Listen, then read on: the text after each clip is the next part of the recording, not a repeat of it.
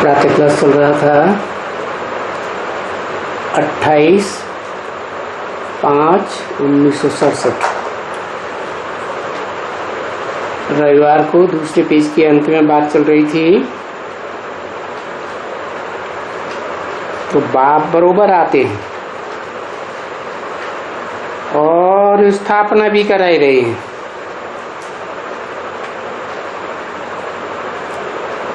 काहे की स्थापना कराए रहे हैं? आदि सनातन देवी देवता धर्म की। और हम पढ़ रहे हैं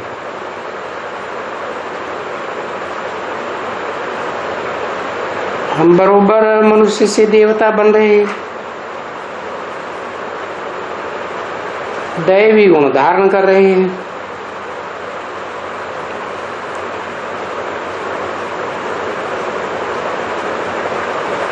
देवताओं के गुण तो आने चाहिए ना। देखते हैं अपने ऊपर कि कितने आसुरी गुण हैं और कितने दैवी गुण धारण किए।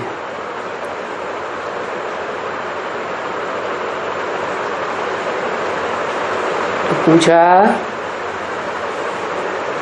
अभी विकार में जाते हो, क्रोध में जाते हो,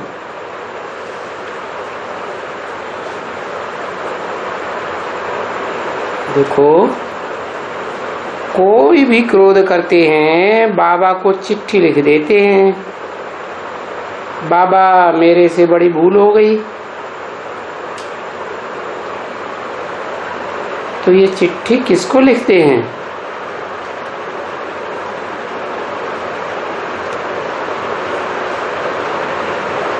बाप को लिख कर देते हैं या टीचर को? और टीचर भी समझ करके लिखते हैं, बाबा हमारे से ये भूल हो गई, हमने ये विकर्म कर दिया, ये बुरा काम कर दिया। तो देखो तुम बच्चे स्टूडेंट्स बाप से कितना कनेक्शन रखते हो। सबको समझाने के लिए कि बाबा ये भूल हो गई। कनेक्शन रखेंगे तभी तो बताएंगे ना।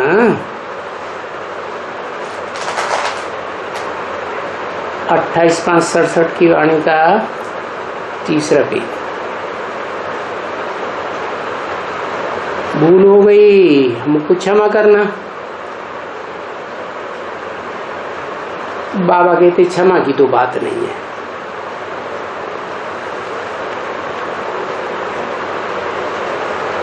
यहाँ तो एक्यूरेट हिसाब किताब बन जाता है। लौकिक दुनिया में भूल करते थे तो 1 गुना पाप चढ़ता था। यहाँ ज्ञान में आने के बाद, बाप को पहचानने के बाद भूल करते हो तो 100 गुनी। बाकी भूल की है तो आइंदा ना भूलो। बाकी क्षमा नहीं होती है। रजिस्टर में तो भर जाता है ना।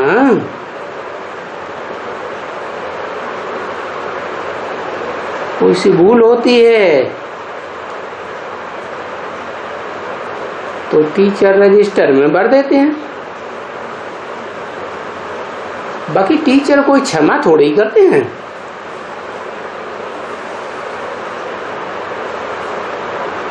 फिर रजिस्टर दिखलाते हैं कि मैनर्स इनके अच्छे नहीं हैं।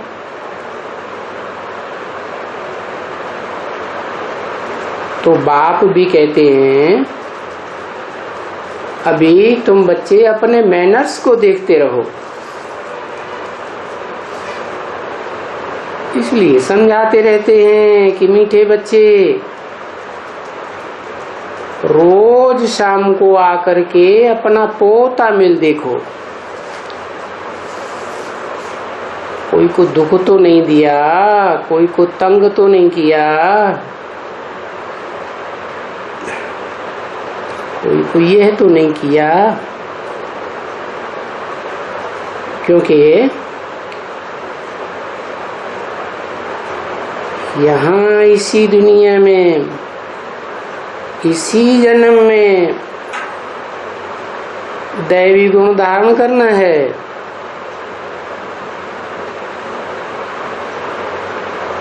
इस बात में टाइम तो लगता है ना बच्ची।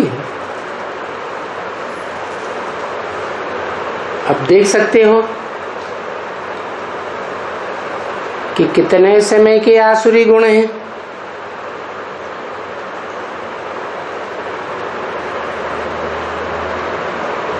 तो बुद्धि में आता है ना, 63 जन्मों के आसुरी गुण हैं। समझना चाहिए सभी देह अभिमान कितने समय का है। तो इतने लंबे समय का देह अभिमान कितने समय में टूटता है? बहुतों का तो मुश्किल से टूटता है।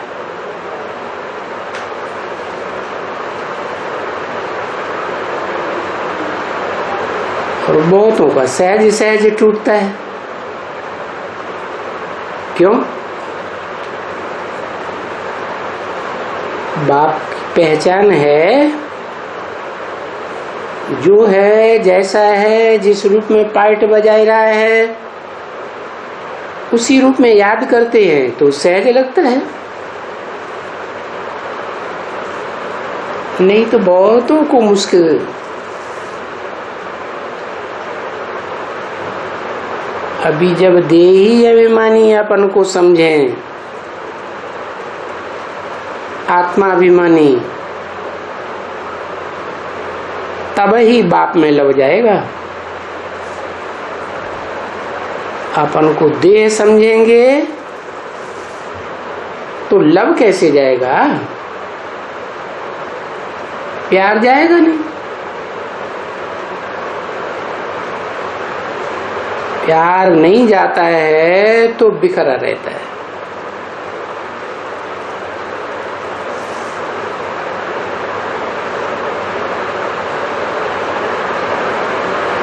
कर्म बंधन में बिखरा रहता है। कर्मों के बंधन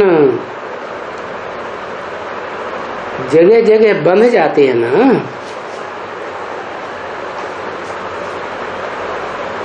तो जिन देह के कर्म बंधन में बंधते हैं वहां बिखर जाता है। इसलिए कहते हैं बाबा बहुत मुश्किल से याद कर पाते हैं।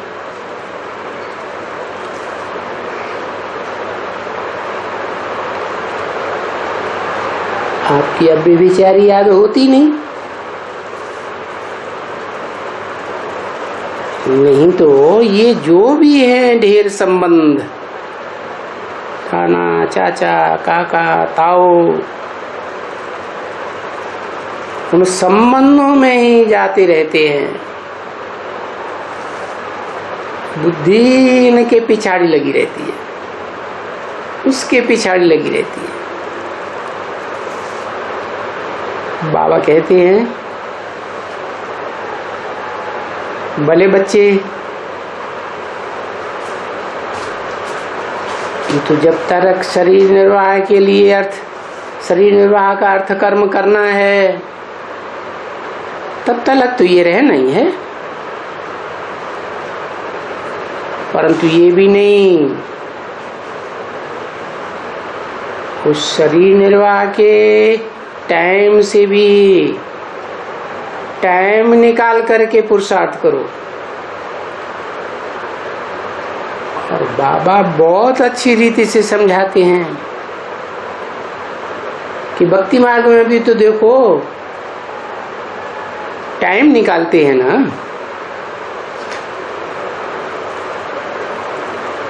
भक्तों की नवधा भक्ति भी तो हो गई ना। देखो मीरा क्या करती थी, सारा दिन कृष्ण की ही याद में जुटी रहती थी।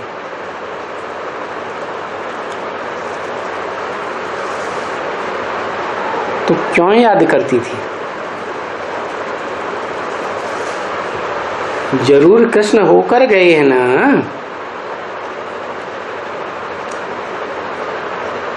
तो बरोबर जुटी रहती थी। भक्ति मार्ग में भी ऐसे ही था।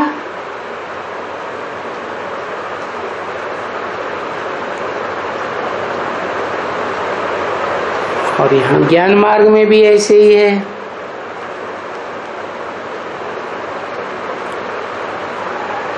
तो जैसे वो भी भक्ति मार्ग फिर से पुनर्जन्म लेते आए हैं,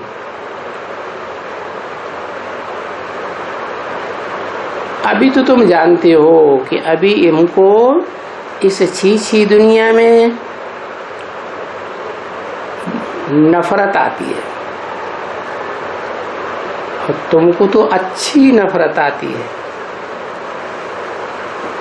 वैराग आता है इस दुनिया में, तो हमको अब दोबारा जन्म लेना ही नहीं है, बिल्कुल ही नहीं लेना। और ये हम जानते हैं कि ये दुनिया अब खत्म ही हो जाने वाली है।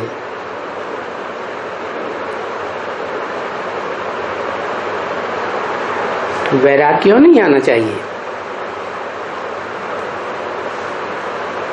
और ये बात भी तो तुम जानते हो, दुनिया थोड़ी जानती है।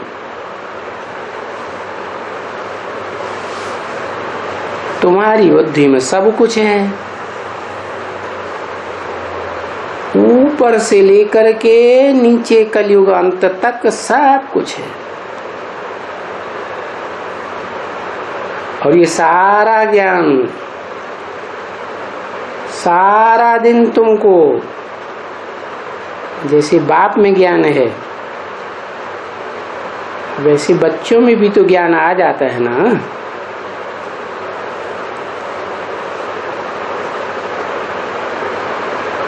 तो सारा दिन ऊपर में, मूल वतन में, सूक्ष्म वतन में, स्थूल वतन में बुद्धि लगी रहे।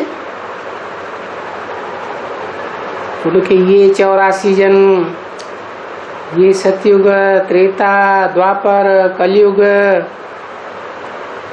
ये सारा सृष्टि का चक्र बुद्धि में फिरता रहे। बाकी दुनिया तो एक ही है, और कोई दुनिया नहीं है।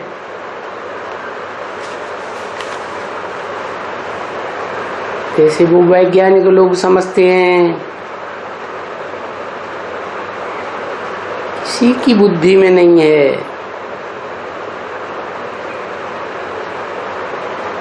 जिसकी बुद्धि में इतनी इस तरह यादगार हो, वो तो किसी की बुद्धि में नहीं।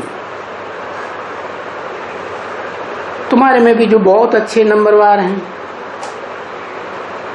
उनमें ये यादगार रहती है क्या? जो बाप बेहद की बात बताते हैं कि तुम एक एक धरती के चैतन्य सितारे हो, उनमें एक एक दुनिया बसी हुई है। कौन सी दुनिया बसी हुई है?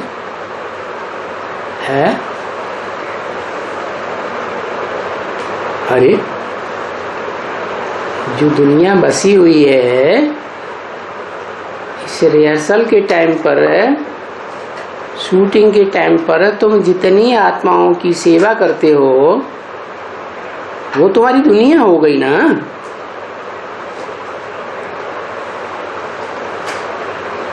तो उनकी बुद्धि में ये बात बैठी हुई है, और तुम्हारी बुद्धि में है कि हम ऊंचे ते ऊंचे ऊपर में रहते हैं। हम भी रहते हैं और बाप भी रहते हैं।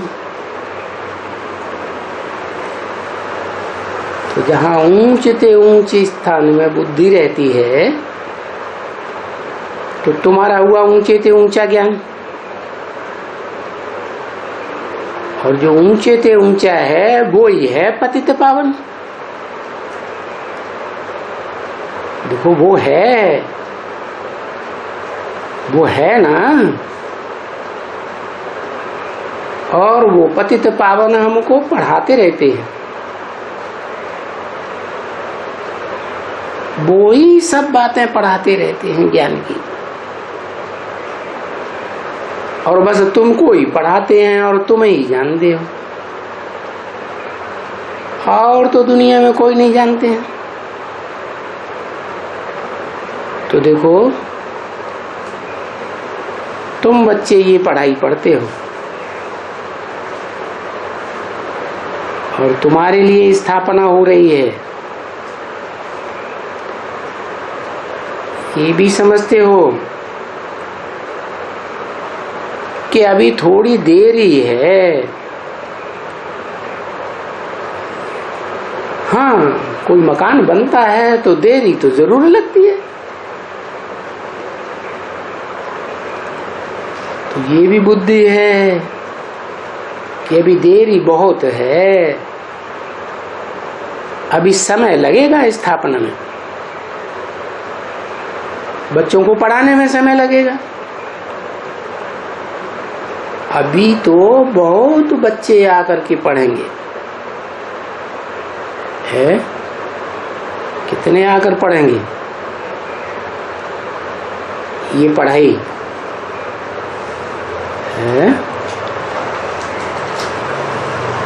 बहुत बच्चे आके पढ़ेंगे, और जो पढ़ाई पढ़ेंगे वो नरक की दुनिया से कहाँ जाएंगे, स्वर्ग की दुनिया में जाएंगे। तो कितने बच्चे पढ़ेंगे?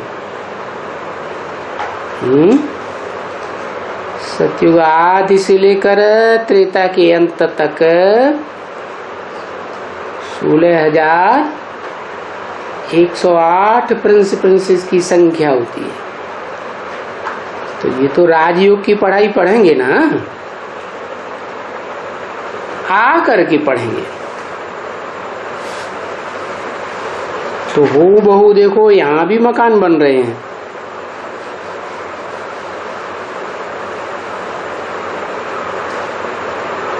ये पुराना मकान हो गया ना, तो हाँ पुराना टूटता जाता है और नया बनता जाता है।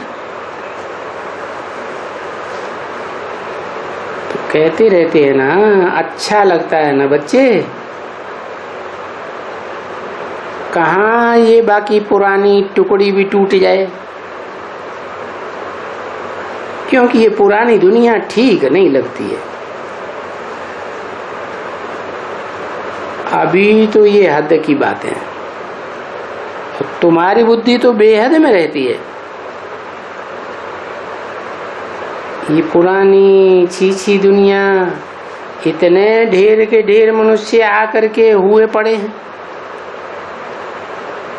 इसमें हमारी दिल लगती ही नहीं है। जैसे कि हमको कुछ आखिर में ही नहीं आता है, यहाँ हमको यहाँ रहना ही पसंद नहीं है। हम तो इस दुनिया से जाना चाहते हैं। तभी बाप कहते हैं ना, अब याद करो कहाँ जाना है? जाने वाला कौन है? हम आत्मा है ना, तो हम आत्माओं के घर में हमको जाना है। और यही है मनमना भव का अर्थ। क्या क्या अर्थ है? मेरे मन में समा जा। किसके मन में समा जा? बाप के मन में समा जा। बाप के मन में क्या है?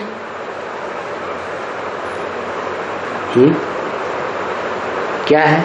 कोई संकल्प विकल्प है या नहीं है? बाप के मन में क्या है?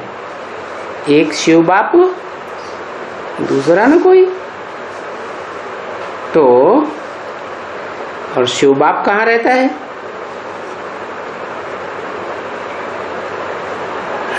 जिस तन में प्रवेश करते हैं वही उनका घर हो गया। तो तुमको भी कहते हैं मन मना भव, तुम्हारा वो बाप भी है, घर भी है, तो याद करो अपने घर को, क्योंकि विकर्म विनाश होने के हैं। है इस दुनिया में रहेंगे बुद्धि तो पाप कर्म बनेंगे या नहीं बनेंगे, और बाप के पास रहेंगे, बाप के घर में रहेंगे, तो वहां तो पाप होने की बात ही नहीं, देह है ही नहीं, वहां तो सब हम सब बिंदु बिंदु आत्मा है। तो ये मूल बात बीच में आकर के अटकी पड़ी है कि ये जो देह में रह करके हमने विपरीत कर्म किए हैं इंद्रियों से, ये विनाश कैसे हो?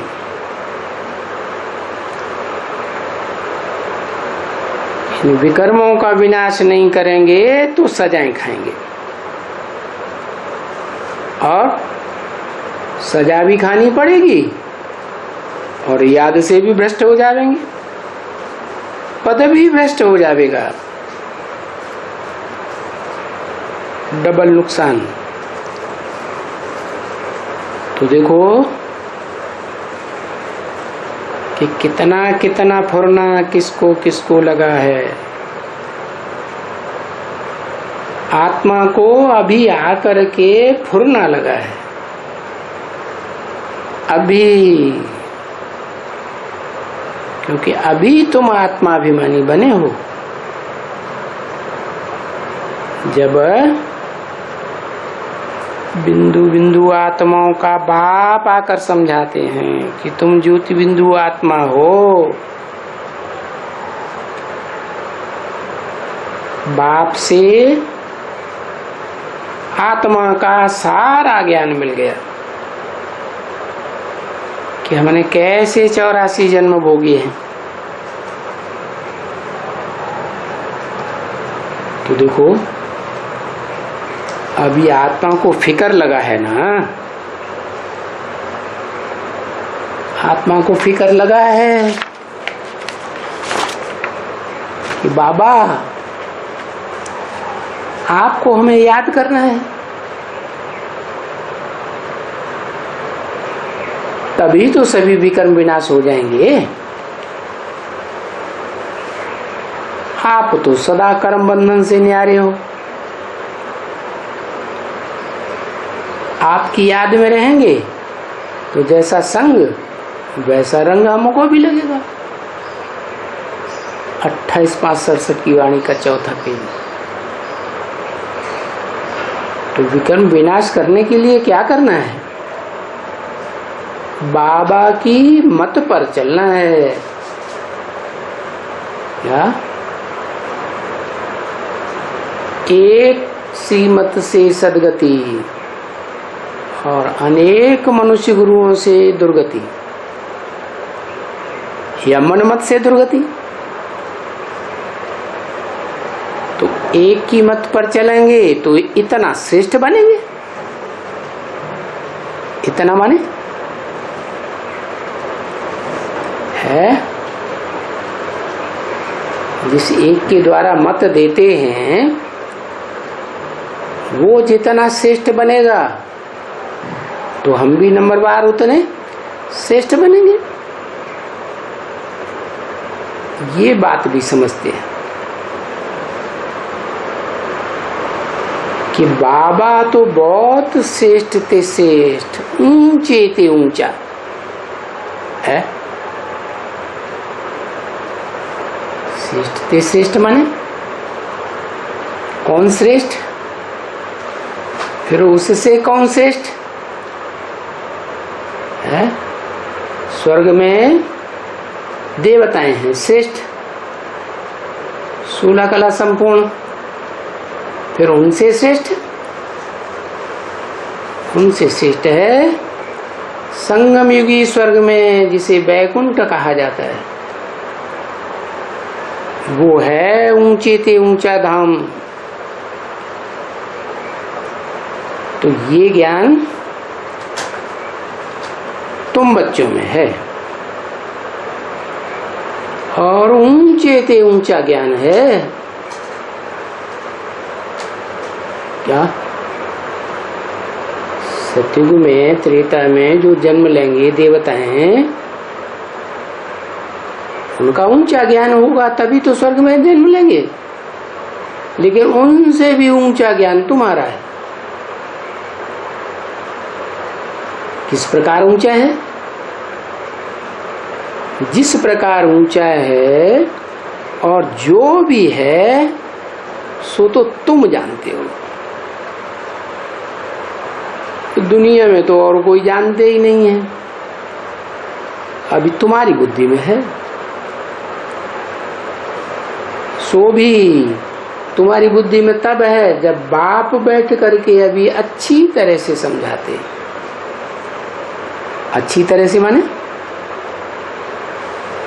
है, जैसे बेसिक नॉलेज में सिर्फ रट्टा लगाते हैं, सुन लेते हैं, सुना देते हैं।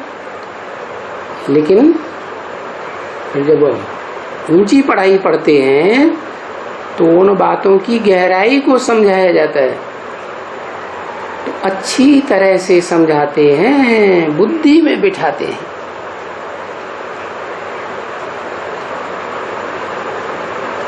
तो ये स्मृति आती है बुद्धि में कि हाँ,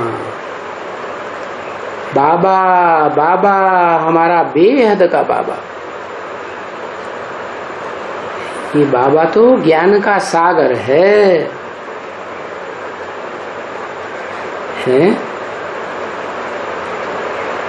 उस सागर में अथाह जल है।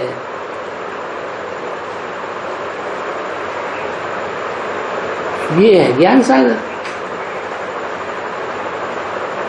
अथाह ज्ञान है। ऐसे ही है।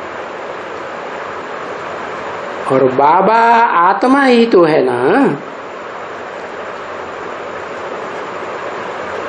परंतु बाबा कोई देहधारी को तो नहीं कहते हैं।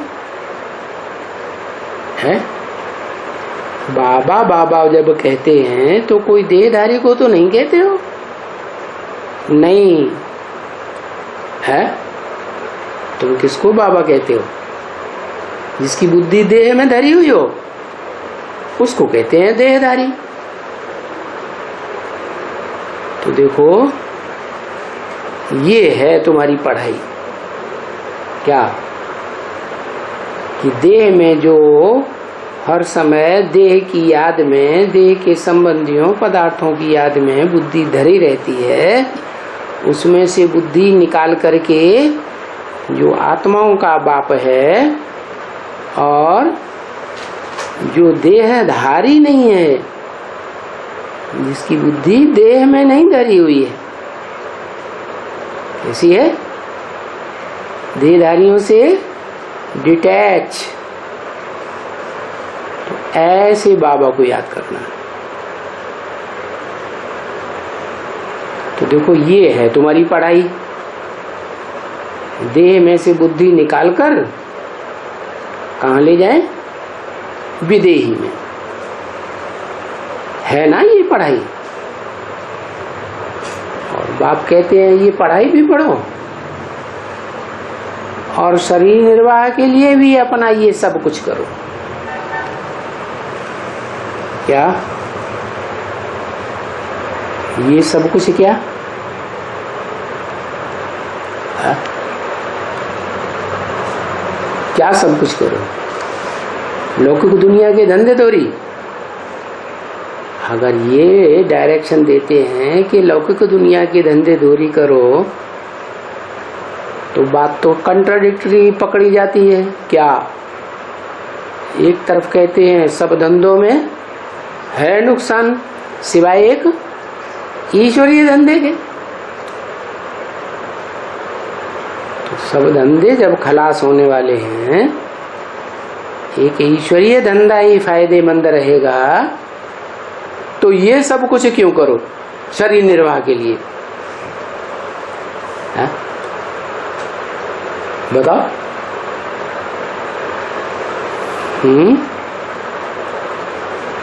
ये सब कुछ का मतलब है कि ज्ञान में भी आ गए तो ज्ञान में भी तो सिर्फ याद में थोड़े ही 24 घंटे बैठे रहेंगे, है क्या? वाचा की ज्ञान की सेवा करेंगे या नहीं करेंगे? वाइब्रेशन को सुधारने की सेवा संगठन की याद में बैठकर करेंगे या नहीं करेंगे? बाकी हाँ ये बताया कि कर्मेंद्रियों से भले कुछ सब कुछ कर्म करो, लेकिन बुद्धि मेरे में लगाओ। बाकी कुछ भी नहीं करेंगे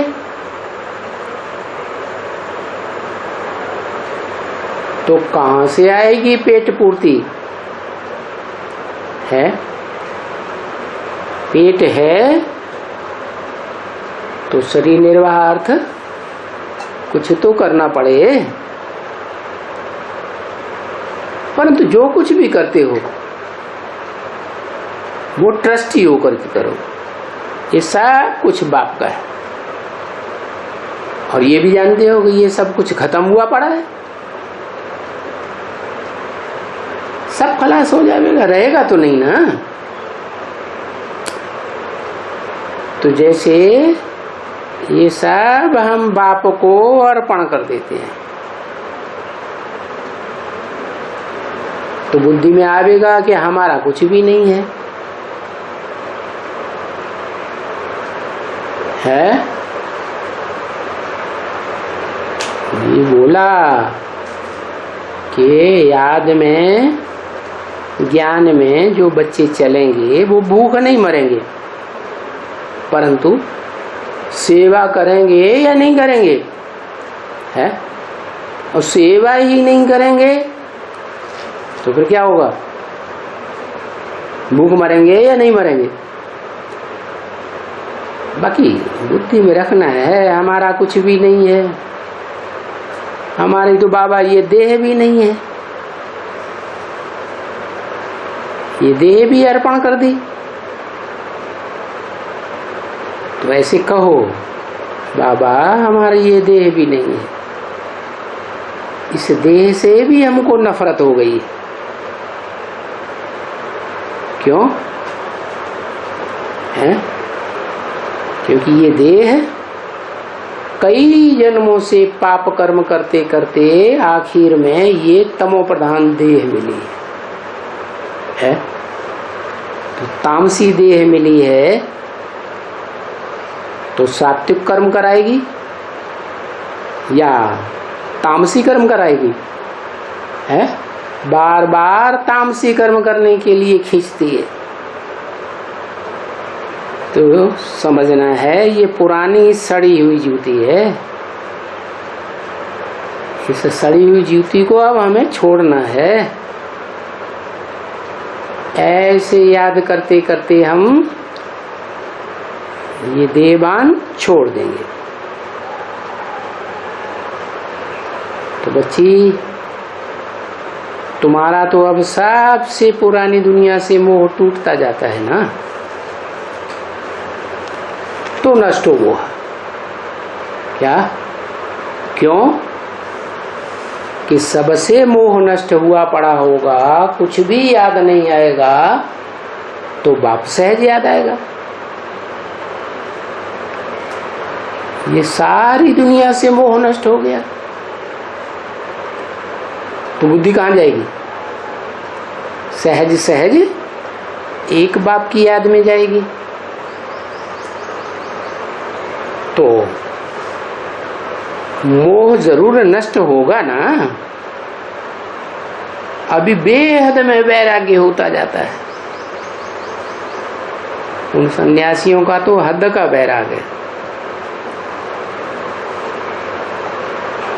वो हद का होता है। मकान छोड़ देते हैं, धंधा दूरी दुकान छोड़ देते हैं, तो मकान दुकान का भी हद का वैराग है। तो वो वैराग पुराना है और ये नया है। तो छूट गया ना। अभी जानते हो कि नया बेहद स्वर्ग में अभी अपना मकान बनाएंगे।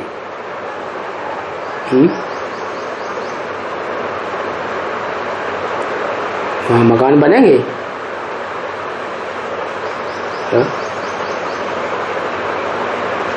स्वर्ग में ये धंधा होगा, फिर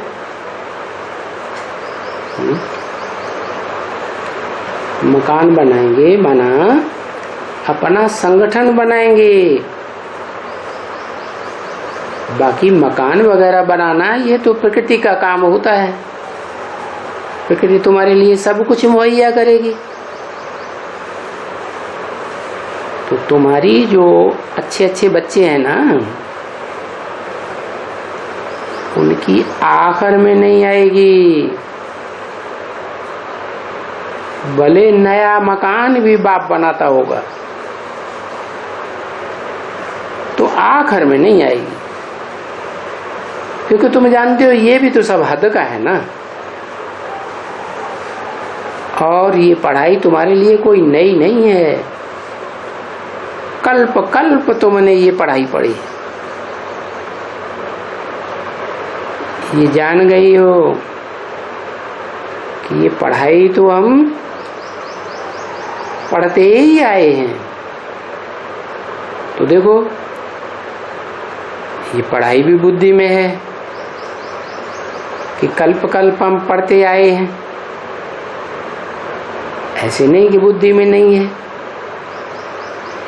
ये बातें दुनिया में कोई एक भी मनुष्य की बुद्धि में नहीं है सिवाय तुम्हारे। सो भी तुम नंबरवार हो, एक जैसा सबकी बुद्धि में ज्ञान नहीं है। और तो कोई भी मनुष्य में ये पढ़ाई नहीं है, ये तो जानते हो। इस दुनिया में देखो कितने करोड़ों मनुष्य हैं, सिवाय तुम थोड़े से बच्चों के कोई की बुद्धि में ये पढ़ाई नहीं है। अभी तुम जानते हो कि हम आहिस्ते आहिस्ते वृद्धि को पावेंगे। ये झाड़ जो ब्राह्मणों का है इस समय में, वो वृद्धि को पाता रहता है? ब्रॉड ड्रामा में क्या होता है, दुनिया में वृद्धि होती रहती है ना, जनसंख्या बढ़ती रहती है ना। चाहे स्वर्ग हो, चाहे नरक हो, चाहे सतयुग हो, चाहे कलयुग हो, आबादी तो बढ़ती है ना। तो शूटिंग में भी क्या होगा, रिहर्सल हो रही है। तो ये तुम्हारा झाड़ भी वृद्धि को पाता रहता है और वृद्धि को पाएगा भी जरूर। कहां तक वृद्धि को पाएगा? हाँ, ब्रॉड ड्रामा में कहां तक वृद्धि को पाता है?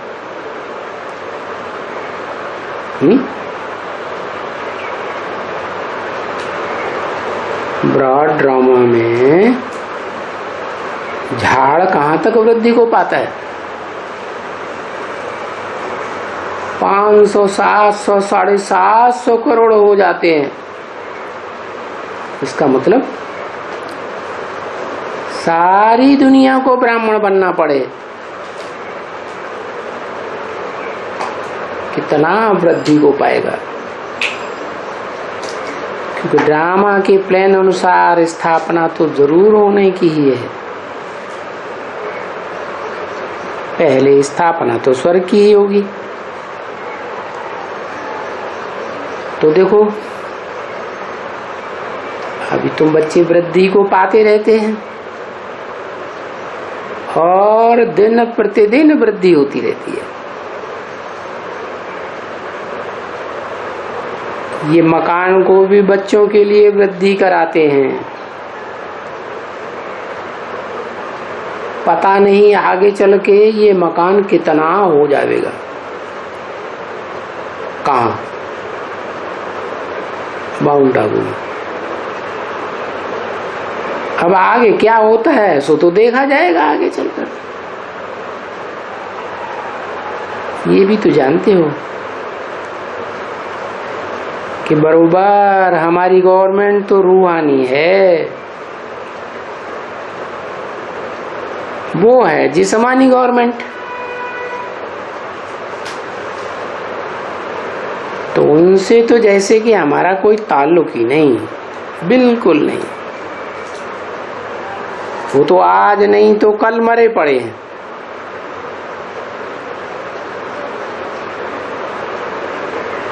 सब मरे पड़े हैं। जो कुछ भी देखते हो इन आंखों से वो सारा कब्रिस्तान होना है।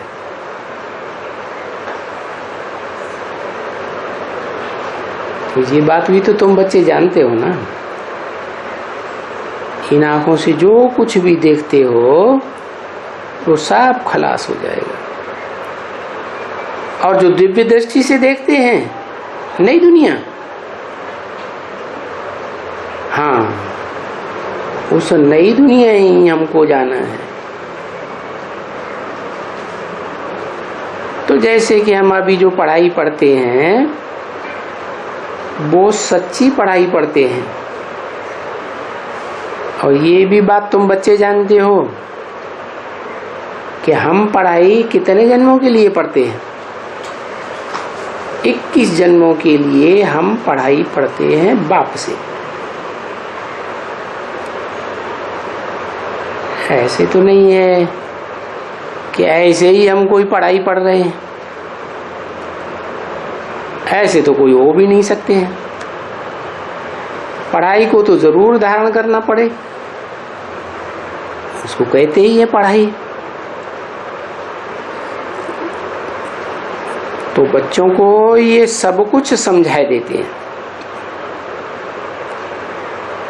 पॉइंट्स के लिए कि भाई भगवान एक है पढ़ाने वाला। नई दुनिया की पढ़ाई एक भगवान ही पढ़ाते हैं। बाकी और जो धर्म पिताएं हैं वो कोई नई दुनिया नहीं बनाने के लिए आते। दुनिया तो और ही पुरानी होती जाती। यहाँ तो नई दुनिया बनाने वाला एक ही बाप है। नई दुनिया की पढ़ाई पढ़ाते हैं। और ये पढ़ाई का नाम क्या है? राजयोग, जिसका नाम गीता कहा जाता है। गीता में है ही राजयोग की बात, रहस्य की बात है ना। वो भी तो बाप ने पढ़ाया ना।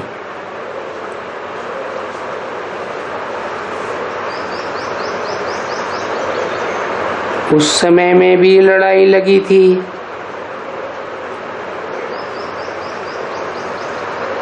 बरोबर राजयोग सिखलाया था और उस लड़ाई में अनेक धर्म विनाश हुए थे।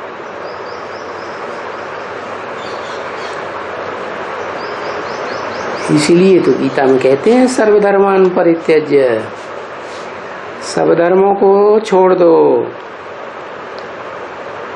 सब धर्मों को छोड़ेंगे तो धर्म पिताओं को भी छोड़ना पड़े।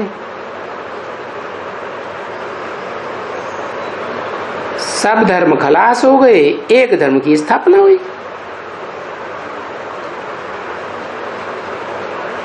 तो यहाँ रिहर्सल पीरियड में भी ऐसे ही होता है। 5000 वर्ष के ब्रॉड ड्रामा में भी ऐसे हुआ था। तो वो तुम ही तो हो ब्रॉड ड्रामा में पार्ट बजाने वाले, वही हो कि दूसरे कोई हो? नहीं, कल्प कल्प तुम ही को कहेंगे। और तुम ही तो बाप के बच्चे हो ना, जो कल्प पहले कल्प कल्प पढ़ते आए हो और इस राजयुग की पढ़ाई से जन्म जन्मांतर की राजाई का वर्षा लेते आए हो।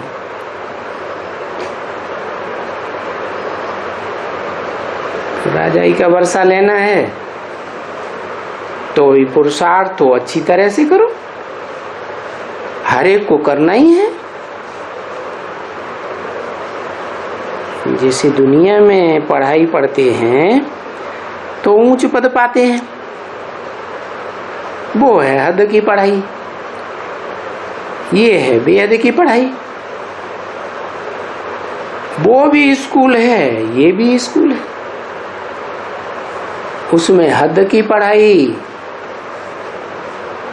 एक जन्म के लिए मर्तबा मिलता है, और ये है बेहद की पढ़ाई, जन्म जन्मांतर की राजाई का बेहद का मर्तबा मिलता है। यहाँ पढ़ाते ही है बेहद का बाबा। और जानते हो कि यहाँ बेहद की शिक्षा मिलती है। क्या दुनिया में हद की शिक्षा मिलती है? हद माने देह की पढ़ाई है, और यहाँ आत्मा की पढ़ाई। आत्मा के अंदर भी कितने जन्मों का क्या हिसाब किताब भरा हुआ है, क्या क्या पार्ट बजाया है। तो आत्मा के अंदर की बात बताते हैं, इसलिए इसका नाम है आध्यात्मिक पढ़ाई। अधिमाने अंदर, और वो है भौतिकवाद की पढ़ाई। पंचभूतों से जो देह बनी है उसकी पढ़ाई पढ़ाते हैं। अब देह तो विनाशी, तो पढ़ाई भी विनाशी। एक जन्म के लिए पढ़ाई पढ़ते हैं, और यहाँ तो आत्मा अविनाशी, तो आत्मा की पढ़ाई भी जन्म जन्मांतर चलती है। बेहद के बाप के द्वारा तुम ये पढ़ाई पढ़ते हो बेहद की। तो ये शिक्षा बेहद के बाप के सिवाय कोई भी हद के धर्म पिताएं नहीं दे सकते। क्या वो सब कौन सी पढ़ाई पढ़ाते हैं? देह की पढ़ाई पढ़ाते हैं। और बाप विदेही है तो विदेही बनने की पढ़ाई पढ़ाते हैं, देह के विपरीत।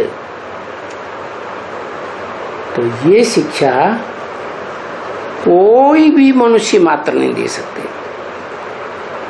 क्या मनुष्य मात्र नहीं दे सकते? क्यों? तुम बच्चे मनुष्य मात्र नहीं हो?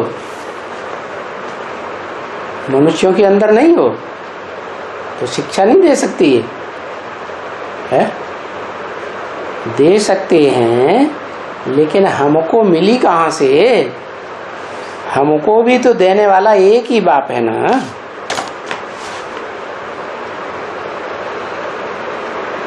तो देखो, मनुष्यों ने तो गीता को ही खंडन कर दिया। जो गीता ज्ञान बाप आकर देते हैं उसे ज्ञान को ही खंडन कर दिया। और वो खंडन करने वाले भी तो कौन है? मनुष्य है ना।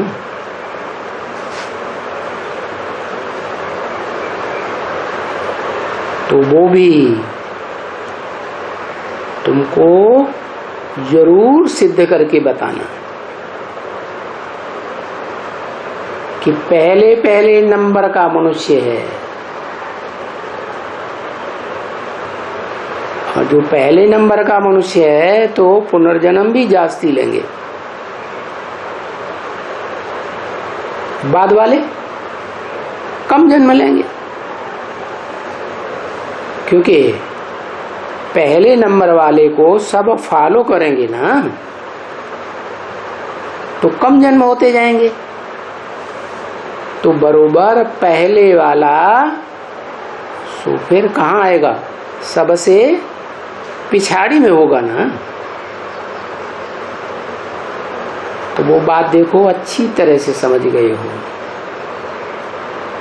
कि क्यों कहते हैं। तो तुम अपन को समझते हो कि हम कौन सी आत्मा पाठधारी हैं। हम सभी श्याम थे, अभी भी श्याम हो गए हैं, अभी सुंदर बन रहे हैं। तुम सबसे जास्ती सुंदर भी बनते हो और सब धर्म के फॉलोअर्स के मुकाबले श्याम भी बनते हो।